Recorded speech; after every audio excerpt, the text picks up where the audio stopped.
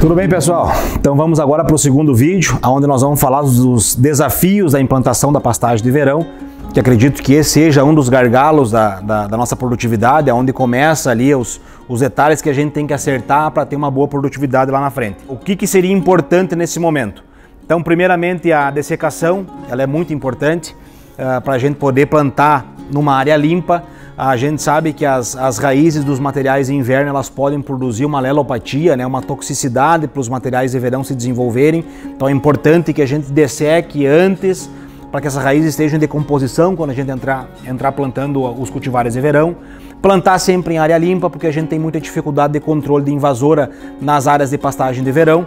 A gente não tem muitos produtos, pouquíssimos produtos que a gente pode utilizar em cima das pastagens de verão. Além disso, a maioria não tem registro, então a gente usa por conta mesmo, né? Então, correndo o risco de fitotoxicidade e tudo mais. Então, a gente tem que plantar numa área limpa. Se a área não estiver limpa quando for implantar, a dificuldade para fazer o controle depois vai ser muito maior. Temperatura de solo acima de 18 graus, isso é muito importante. Quando a gente pensa em alta produtividade do pasto de verão, vários cortes, a gente tem que pensar que na implantação, essa semente vai estar caindo num solo que esteja com 18 graus ou mais, né? Porque é a preferência dessas sementes. Nós plantar pasto de verão em final de agosto, começo de setembro, onde ainda tem risco de esfriar e a semente pegar todo esse frio no solo, ou o solo ainda estar frio quando a semente for para o solo, isso vai tirar muito potencial produtivo dessas sementes. Aquela pastagem que a gente está planejando lá para tirar 20, 22, 18 toneladas de matéria seca, ela não vai ter condição de fazer isso, porque na largada ela foi prejudicada, certo?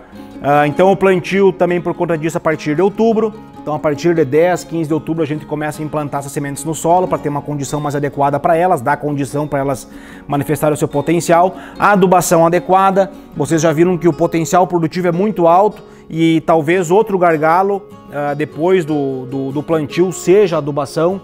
A gente vê que esses materiais eles requerem mais nutrientes para poder desempenhar o potencial produtivo deles. O solo compactado, então uma área que veio de inverno sempre sendo pastoreada de maneira rapada, sem deixar resteva. Inverno muito chuvoso, muita compactação de solo, pode complicar na implantação. A gente vai ter que fazer alguns manejos para facilitar o plantio. Profundidade de semente, então são sementes miúdas, pequenas, que vão estar preferindo entre 1 a 3 centímetros de profundidade no solo. Se a gente sepultar a semente a 5, 8, 10, a gente vai dificultar muito para a semente e vai estar roubando o potencial produtivo dela. A gente tem visto que os melhores plantios eles têm ocorrido 2 dias após uma chuva, então o solo está mais solto, tem mais umidade no solo. Cuidar quando eu for plantar no seco ou plantar logo após a chuva, de vir outra chuva em cima e formar um cascão, né? Isso vai ocorrer com mais facilidade num solo seco, né? Se eu plantar em solo seco, vir uma chuva forte em cima e formar o cascão, a semente vai ter dificuldade para furar esse cascão e eu de novo vou estar perdendo potencial produtivo. Plantadeira adequada, né? Então os milhetos a gente sempre indica uma plantadeira de inverno. O bom seria que todos os cultivares fossem plantados com plantadeira de inverno. Porém a gente sabe que numa área de pisoteio a plantadeira de inverno pode ter dificuldade de plantio. Aí eu vou ter que usar uma plantadeira de verão com sulcador, né? Para mim, ao menos na verga lá, soltar na linha de plantio, no sulco de plantio, soltar a terra para a semente se desenvolver. Aí numa condição dessa, o sorgo vai ter um melhor desempenho do que o milheto, certo? Então eu tenho que adequar a semente que eu vou utilizar à minha realidade de solo e maquinário que eu tenho em casa. O espaçamento, sempre quanto menor for o espaçamento entre linhas, melhor vai ser, tanto para o cultivar fechar antes a área e também para controle de invasora. Linhas mais próximas, elas sombreiam mais o entrelinha mais rápido e eu dou menos condição para as invasoras se desenvolverem. Se eu for plantar com de inverno, aí vai estar no espaçamento adequado. Se eu plantar com a de verão, eu posso ir na linha e voltar no entrelinha ou em diagonal para tentar fechar mais a área. Isso vai ajudar tanto na oferta de pasto como fechar a área antes para controlar as invasoras. Então aqui um exemplo do que a gente não quer ver, né?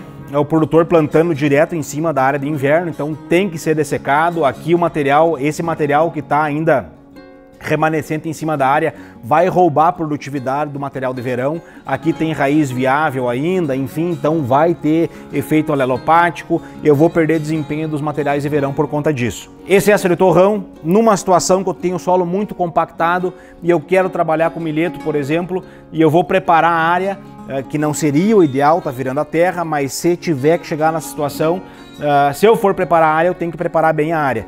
Quanto mais torrão tiver na área, mais semente estou perdendo, menos condição eu estou entregando para o cultivar mostrar o seu potencial.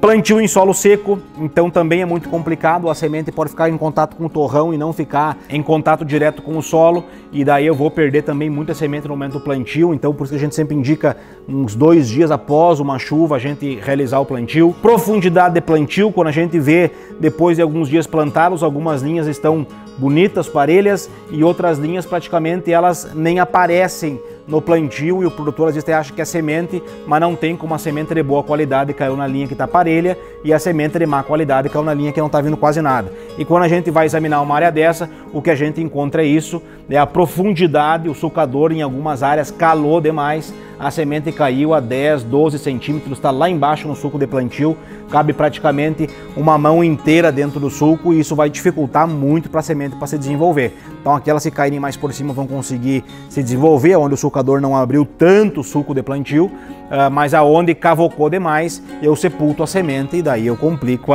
o desenvolvimento dela. A falta de chuva pós-plantio, então a gente sabe que a gente trabalha com previsão, mas é bom a gente ter, ao menos quando for iniciar o plantio, ter uma previsão de chuva os próximos dias, porque se a gente planta com umidade, mas não tem chuva por um grande período, a gente acaba acontecendo isso, a semente germina e daí ela precisa de mais água para poder continuar o processo de crescimento e ela começa a morrer por falta de chuva, certo? Por falta de umidade. Aqui é outro detalhe que a gente chama atenção, a velocidade de plantio.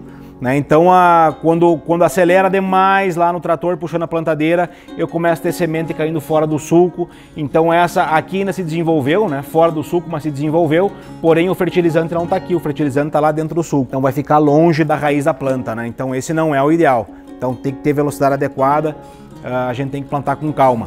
Aqui outros exemplos, antes um plantio numa área antes da chuva e depois da chuva. O após a chuva, principalmente no pisoteio, né? O após a chuva veio melhor. Uma área ainda que demanda um controle de invasora, já está com muita invasora, uma área de pisoteio, então complica muito a implantação da pastagem, né? Onde o disco da plantadeira de inverno não consegue cortar e incorporar a semente, encostar a semente no solo, fazer um sulco para a semente, realmente não vem praticamente nada. Então numa área dessa, se eu quero trabalhar com milheto com qualidade, de repente eu vou ter que passar uma grade leve em cima da área para poder ao menos preparar ali a superfície para receber a semente. E daí o que a gente gostaria de ver é que se eu tiver que soltar o solo, que eu faça isso bem feito, uma terra que foi bem solta, pouquíssimo torrão, ou que seria o ideal a gente não mexer no solo, ter lá uma condição de palha boa, aqueles que trabalham com os eventos tetraploides, que vão produzir muita massa até novembro, eu poder sair um pouco antes, deixar produzir uma palha, dessecar essa palha, deixar a área descansar uns 30 dias e plantar o milheto, o sorgo, o sudão, em cima de uma área que tenha palha dessecada e esteja limpa, sem invasora, e eu conseguir fazer esse trabalho. Então aqui nessas condições eu vou conseguir explorar ao máximo o potencial produtivo dessas pastagens. Aqui mais um detalhezinho, que a gente é uma ferramenta que a gente tem quando a gente pensa em milheto, né, que é o Soberan. Ele tem se dado muito bem no controle de milhã e papuã. A gente já tem feito isso por indicação da CGL há alguns anos, algumas pesquisas que foram feitas lá, e a gente tem seguido essa recomendação e tem tido sucesso. Então aqui é o controle de papuã e milhã em pastagem de milheto.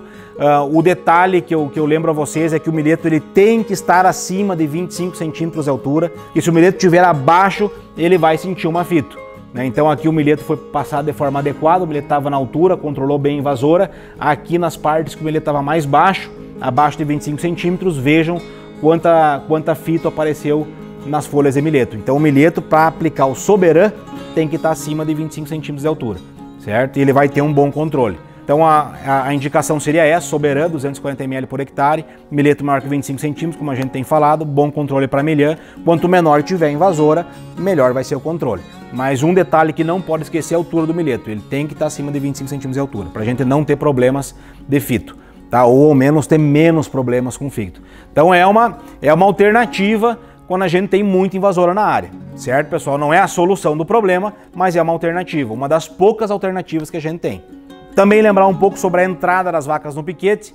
Então quando as folhas estão apontando para cima, ainda não está na hora de entrar, está muito cedo, a planta ainda não enraizou, vai ter muito arranquio de planta se eu entrar dessa forma, e tem muito que perfilhar, que produzir massa ainda.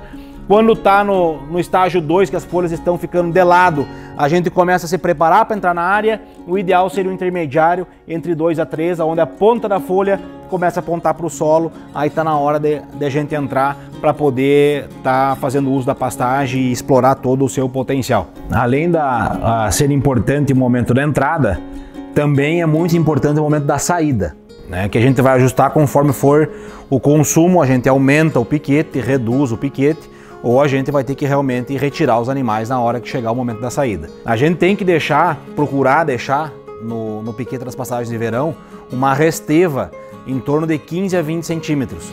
Tá? É nessa resteva que a gente vai manter a reserva energética para o rebrote.